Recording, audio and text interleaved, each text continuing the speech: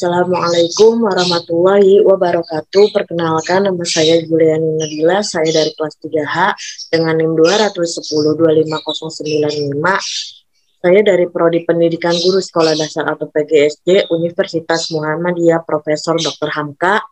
Di sini saya akan membuat video pembelajaran untuk memenuhi salah satu tugas mata kuliah strategi pembelajaran dengan dosen pengampu Dr. Haji Ihsana El Kuluko MPD. Di sini saya akan membahas mengenai penerapan metode keteladanan sebagai strategi pembelajaran untuk meningkatkan hasil belajar pendidikan agama Islam.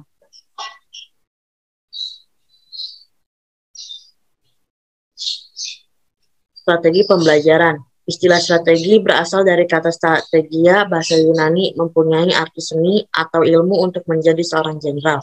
Strategi secara istilah adalah rencana berskala besar dengan tujuan masa depan guna menghadapi persaingan untuk mencapai tujuan itu sendiri. Sedangkan pembelajaran berasal dari kata belajar. Baik kata belajar maupun pembelajaran dalam konteks pendidikan menjadi satu rangkaian kegiatan yang tidak terpisahkan. Output dari belajar model dalam proses pembelajaran. Dengan demikian, pembelajaran mempunyai pengertian kegiatan belajar yang dilakukan oleh peserta didik dan guru. Adapun komponen dalam sistem pembelajaran meliputi peserta didik, guru, bahan pembelajaran, dan sekolah.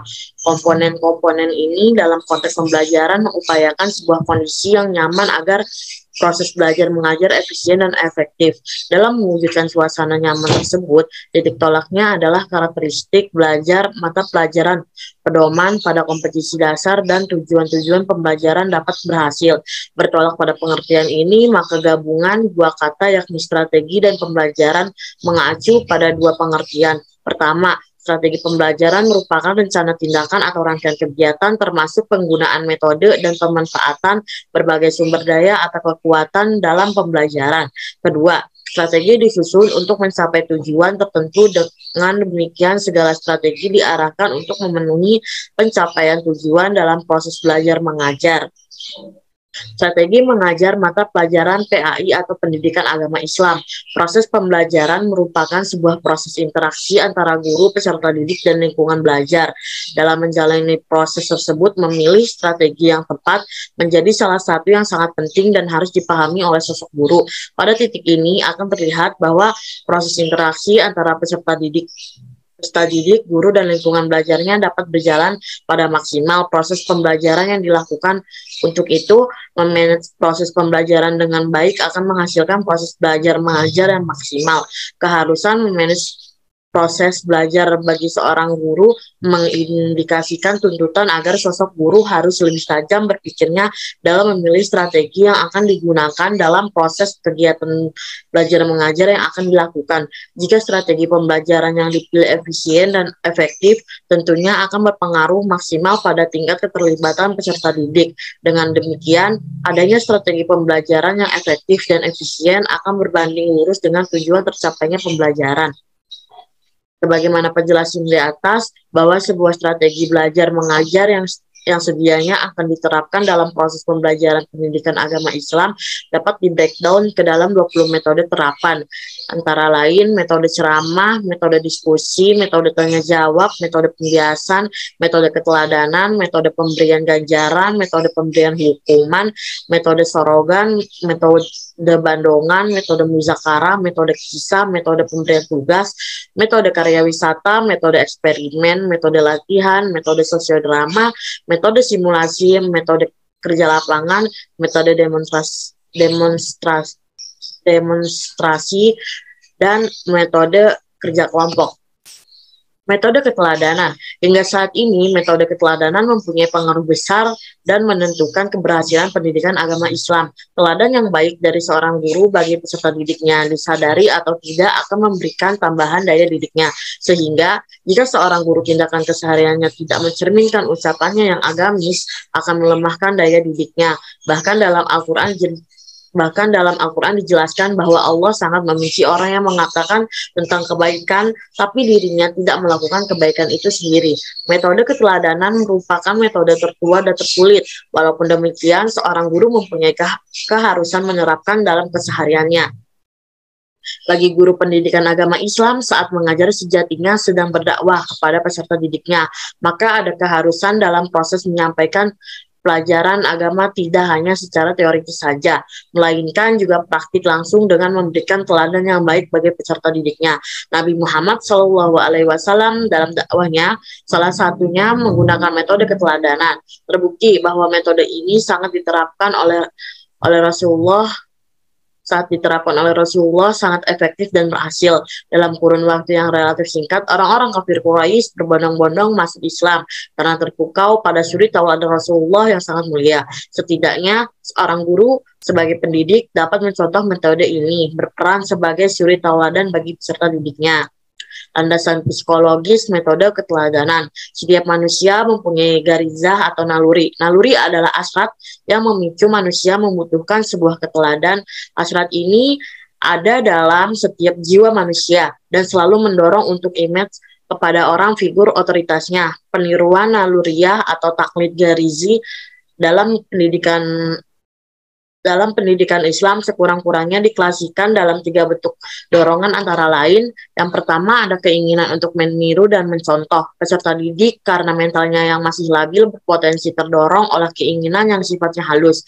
Saking halusnya kadang tidak menyadari atau tidak sengaja untuk meniru orang yang dikaguminya. Mulai dari cara bicaranya, cara bergerak, cara bergaul, cara menulis, dan lain-lain. Proses peniruan lambat laun akan mempengaruhi tingkah laku mereka bahkan di level kepribadiannya. Yang kedua ada kesiapan untuk meniru. Ada tahapan dan potensi dalam usia seseorang yang cenderung terdorong meniru. Ajaran agama meresponnya agar orang tua memberikan teladan kepada anak-anaknya, misalnya melakukan sholat dengan menyuruh anak untuk melakukannya juga, namun tidak memaksa anaknya yang masih belum usia 7 tahun meniru keseluruhan gerakan, bacaan, dan doa-doa dalam sholat. Menyuruh anak agar sholat hanya dalam rangka pembiasaan anak melalui memberikan keteladanan dalam hal salat. Yang ketiga ada tujuan. Tujuan peniruan terkadang disadari dan tidak disadari oleh yang bersangkutan. Namun, orientasinya bersifat biologis, biasanya terjadi pada anak kecil. Hal ini bisa dilihat pada peniruan anak-anak dan kelompok massa dengan tujuan mendapatkan perlindungan atau kekuatan yang dimiliki oleh figur otoritas pada peniruan yang disadari. Maka nuansanya bukan sekedar ikut-ikutan lagi, melainkan sudah melibatkan pertimbangan pikiran. Peniruan yang disadari dalam pendidikan Islam disebut i'tiba atau patuh. I'tiba semacam ini merupakan yang paling tinggi karena atas dasar pengetahuan. Pendidikan dengan keteladanan. Keteladanan sebagai metode pendidikan Islam dipandang efektif, memberikan pengaruh positif baik secara kognitif dan afektif. Bernilai positif jika penggunaannya didasari prinsip-prinsip penggunaan sebagaimana dalam proses belajar mengajar. Adapun prinsip-prinsip pelaksanaan metode keteladanan dalam proses belajar mengajar adalah menegakkan uswatun al-hasanah sekurang-kurangnya terklasifikasi dalam 3 prinsip dasar sebagai berikut. Yang pertama ada at-tawasu fi maqadis la fi alat, atau memperdalam tujuan bukan alat. Target utama dalam memperdalam tujuan dari keteladanan adalah seorang guru. Ungkapan keteladanan bukan alat, tapi sebagai tujuan dimaksudkan untuk merespon asumsi bahwa keteladan hanya bersifat teoritis atau konsep belaka, melainkan sebuah praktik langsung dalam bentuk perilaku seorang guru, karena keteladanan mengandung 2 kemungkinan keteladanan jelek dan baik. Yang kedua ada mura'atul istidad wa tabi'i, atau memperhatikan kesiapan dan kecenderungan peserta didik. Anak ada kalanya mempunyai bawaan bakat jelek dan sulit diatur. Demikian juga ada anak yang mempunyai bawaan luhur dan mudah mendidiknya. Namun dengan mengetahui bawaan watak dan kecenderungan, seorang guru dapat mensiasati cara mendidik anak-anak tersebut. Yang ketiga ada min al-mahsus ila al-ma'kul, atau sesuatu yang bisa diindra ke rasional. Panca indera memudahkan manusia untuk memahami sesuatu. Dari hasil tangkapan panca indera selanjutnya dikirim ke rasio untuk diolah menjadi sebuah pengetahuan, kemudian diaplikasikan dalam proses pendidikan. Demikian hasil amatan peserta didik kepada tingkah laku gurunya akan menjadi uswah dikirim ke rasio peserta didik untuk dimaknai dan ditiru. Maka sangat penting sekali perilaku seorang guru mencerminkan nilai-nilai yang menjunjung norma agama.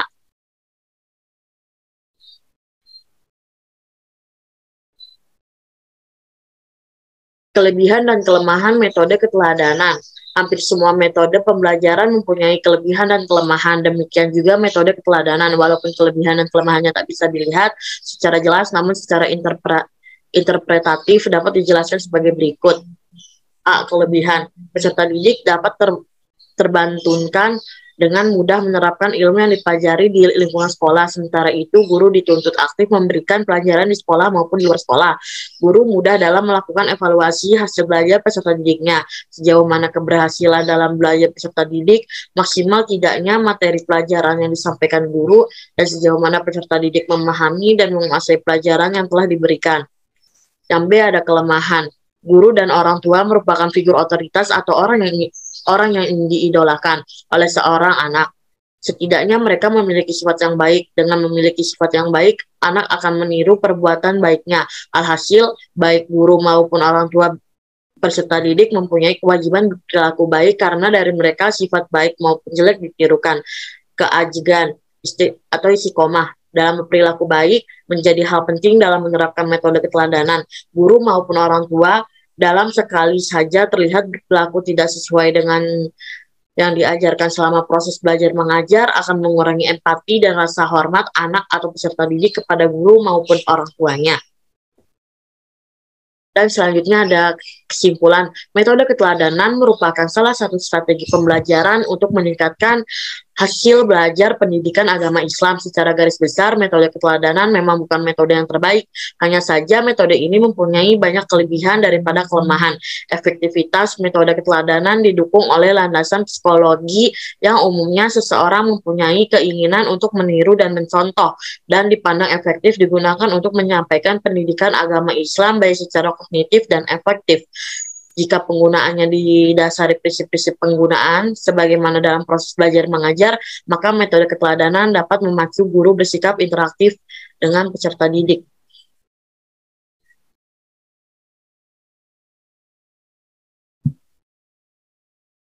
Cukup sekian video pembelajaran yang saya buat tentang penerapan metode keteladanan sebagai strategi pembelajaran untuk meningkatkan hasil belajar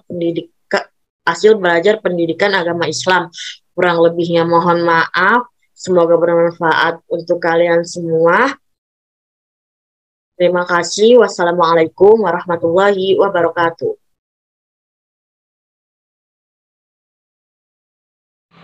Cukup sekian video pembelajaran yang saya buat tentang penerapan metode keteladanan sebagai strategi pembelajaran untuk meningkatkan hasil belajar pendidikan agama Islam. Kurang lebihnya mohon maaf. Semoga bermanfaat untuk kalian semua. Terima kasih. Wassalamualaikum warahmatullahi wabarakatuh.